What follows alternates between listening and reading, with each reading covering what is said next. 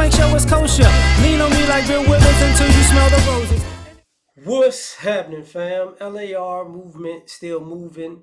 Subscribe or die trying. You see the thumbnail. Why single women own more homes than men? Here's the thing.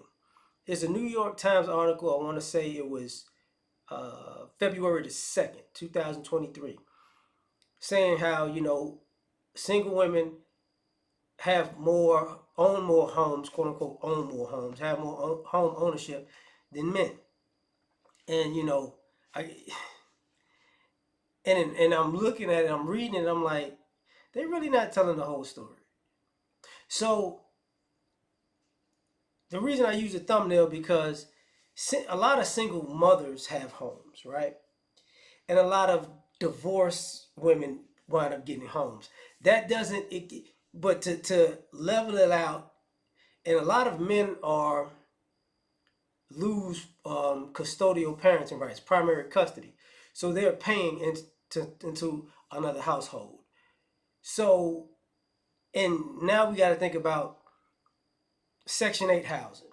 Like, people in Section 8 didn't just go to apartments and townhomes, they went to homes. And I know people go, well, that doesn't count. Actually, you know, because they're renting from somebody, right? But the problem is, who are they renting from? A lot of times, either they're renting from a married couple who had two homes, right? Or somebody who got divorced, got the home and it was a rental. Do you get what I'm saying? But looking at the whole process, it's like, come on now. And this is what I've seen in my life over the years. I've seen women get homes from divorce or having children to beef up their income, right? But when the money dies down, they lose the house. So do obviously women have more homes than men right now, single women. But the issue is they're usually single mothers, predominantly. And the reason I say that is because I know single women who don't have kids, and what they do not want is a house. I know single women who have kids and they have to have a house. They get all these government assistance programs to help them out. And on top of that, we got to get into the other part. You've seen so many times a guy can have a man can have a man can have a house, and when his kids are grown, he still has the house. A mother can have a house, and when the kids is grown, she don't have a house. Now, another thing could be, these guys don't mind living in apartments and this, that, and the third. Bachelor life, minimalist lifestyle. Yeah, I get that. But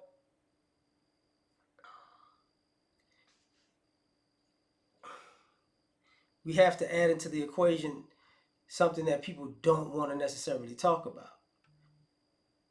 And at the end of the day, is when we say homeowner in America, we just mean a person that's in a house. How many people, first of all, the minority of people who have a home actually own the home. That's the minority because most people are paying the mortgage. That's the majority. So when you think of older people, they may own the home. But if you think of people younger, 90% don't. So, but I'm gonna use that as a stepping off point to this.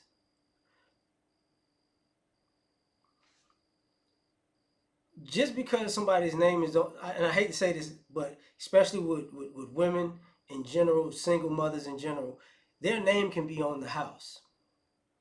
That don't mean they're always paying a mortgage. That's the issue. You know, for all you girls who, think about all the girls who like scammers and drug dealers. For years, the house was in a lot of women's names. Oh, and sometimes houses got inherited. Back in the day, they got inherited from death. Your granddad had died. grandmother inherit the house, then you'll inherit the house. And normally the daughters got the house and not the sons. So over the years, even in that aspect, that adds to women having more homes than men. You get what I'm saying? Because I've known in my lifetime far more women who stayed at home as an adult than men. And it's just looked at completely differently. But, and the same thing that happens in death, the family, dad dies, mom dies, leaves the house to the siblings. Who usually gets the house? The daughter, not the sons, the daughter. So when you see this number rising and rising, it doesn't, it has a lot of nuance to it.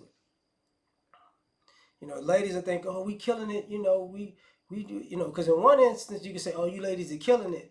But at the same time, it's like you're still actually piggybacking off of somebody else's money and work. And I take it a step further, especially with the single mothers. It amazes me how most single mothers aren't homeowners because instead of it's already pretty much a societal norm to know that mothers receiving child support really don't use the money for their kids, and they get tax breaks every year.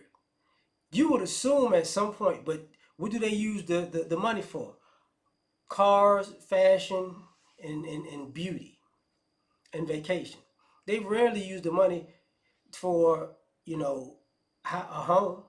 Rarely. With that type of income, with child support coming in and the government um, giving you money as far as your tax breaks, you would think they would use some of that money to, I don't know, pay down their mortgage. If they get a house and pay down the mortgage, you getting, you ain't spending money on a kid. No, you getting, you know, hundreds of dollars to thousands of dollars a month. But what y'all don't do is pay off the house. So to me, I know you may have more homes because you have more kids. Like when the population dies down and less there are less kids from all of these situationships, you're gonna see that home ownership plummet. It's gonna plummet. But tell me what you think. Who am I, right?